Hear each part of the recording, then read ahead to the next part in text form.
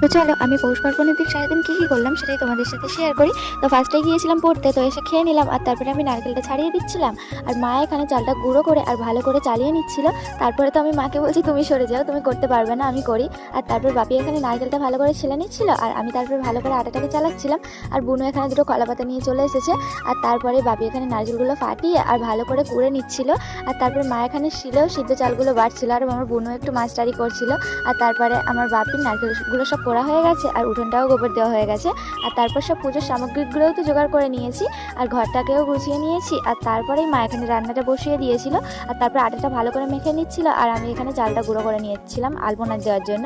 তো এখানে তো চালটা ফাইনালি গুঁড়ো করা হয়ে গেছে আর এখানে মা কালো তিল আর সাদা তিলটা ভেজে নিচ্ছিল নাড়ু তৈরি করার জন্য। আর তারপরেই আমি হরিমঞ্চের কাছে চলে এসেছিলাম আলপনা দেওয়ার জন্য। তো এটা হরিমঞ্চের সাইডে ছিল বলে পুরো ভরাট করে আলপনা দিচ্ছিলাম।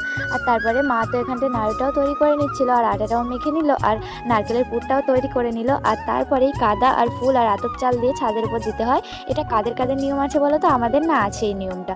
আর তারপর লক্ষ্মীর পায়ের চাপগুলো এঁকে নিচ্ছিলাম আর এ বসে আছে কখন পিঠে হবে আরও খাবে। আর তারপরে তো দেখো আমার আলপনাটা তো করা পুরো কমপ্লিট হয়ে গেছে।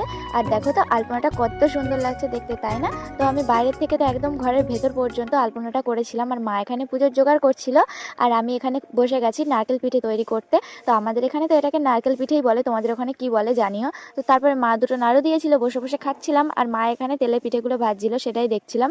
আর তারপরে তো মা এখানে খোলা পিঠে করছিল, তো আমাদের এখানে না এগুলোকে খোলা পিঠেই বলে, জানো তো। তো তারপরে এই যে পিঠে টিঠে বানানো কমপ্লিট আর তারপর তো নিয়ে বসেও পড়েছি খাওয়ার জন্য। তো ভিডিওটা ছিল এই অবধি, তো আজকের মতো টাটা।